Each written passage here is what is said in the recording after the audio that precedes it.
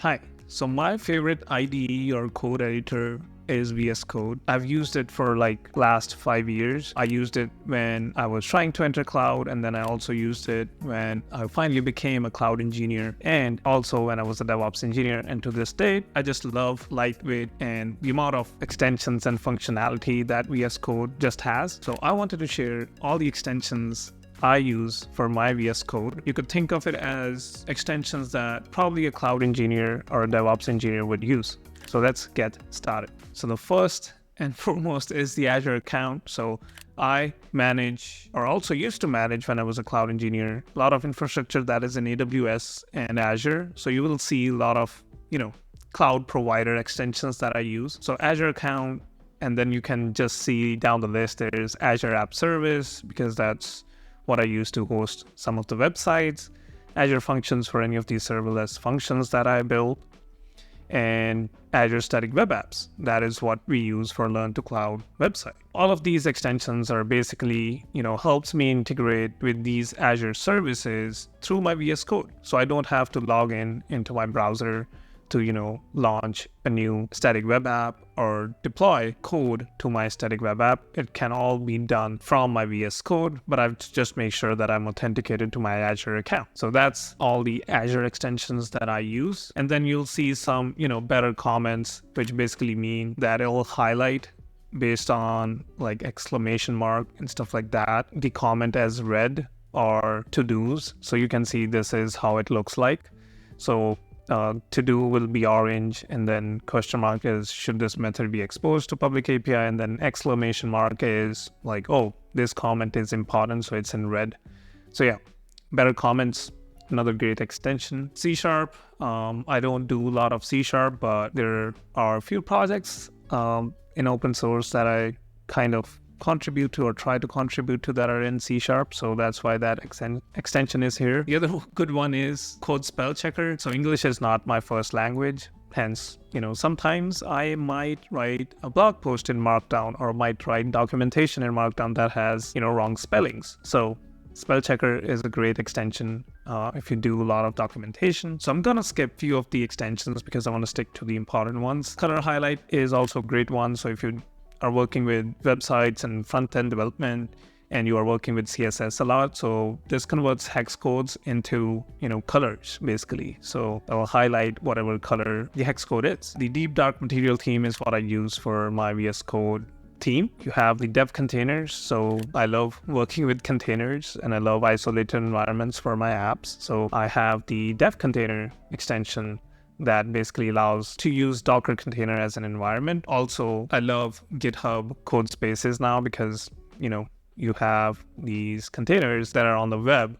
So if I'm working from my laptop, which might not be as powerful as my PC, I have a container that's a dedicated development environment for me, which is probably powerful than my laptop. I have Docker, so I'm on this learning journey for Docker this year and last year. So I use the Docker extension and it makes it easy for me to create Docker files. That's why the Docker extension is here. I have Excel viewer. So I used to deal during my cloud engineer gig, I used to do reports, CSV, Excel reports for our finance team, and it involved dealing with spreadsheets a lot.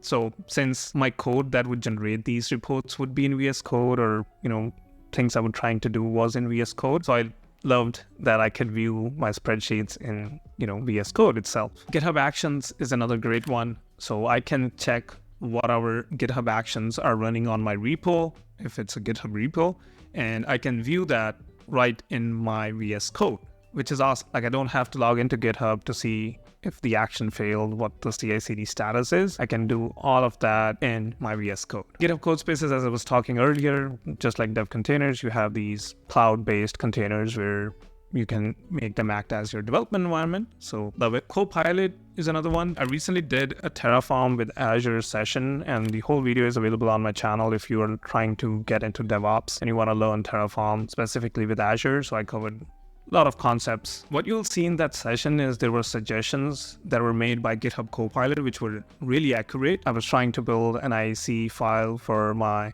infrastructure in Azure, and Copilot was giving me suggestions. So you can check that out and kind of see Copilot in action. I didn't know that GitHub Copilot is free for academia.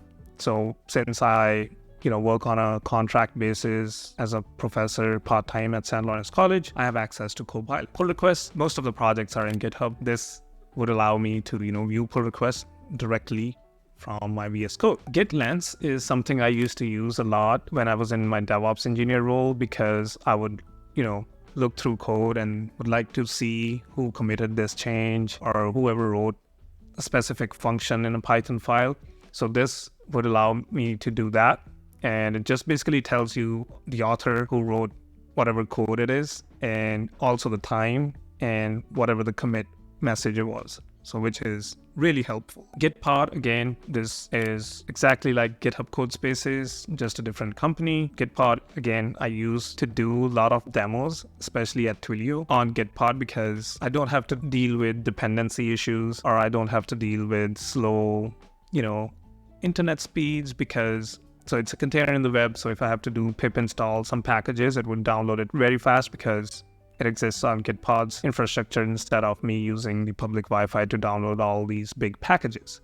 So you get the point. HashiCorp, HCL, again, all of the Terraform that I write is in HCL. So it's good to have this extension that helps me with the syntax. There's also a dedicated Terraform extension from HashiCorp now. So both of these help me with anything that I do with Terraform. There's Intent Rainbow. I love this because, I work with Python a lot. So this basically helps me, kind of navigate the indentation. So how much the code is indented, it would color it based on these tabs or spaces. So you can see the example here. There's JavaScript extension with the 6 snippets that I was trying to learn JavaScript in the past, so extensions still exist, but it helps a lot. Some Jupyter Notebook extensions that I have.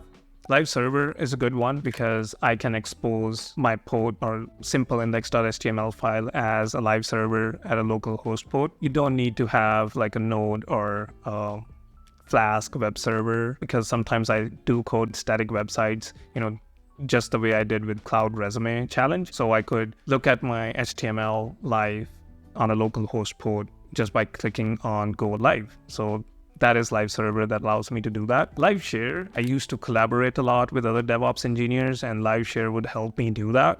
And you can look into it more. But yeah, for me, it was just, sitting on debugging sessions and asking for help from like senior engineers. So when I would collaborate, I could share my VS Code editor with all the code or the problem that I was working on. LiveShare is kind of like a real-time collaborative developer tool, which helped a lot. Markdown Lint, again, as I said, I write a lot of documentation. The Learn to Cloud guide is all in Markdown, so it helps me lint, errors or things that I might have done that don't exist in Markdown syntax.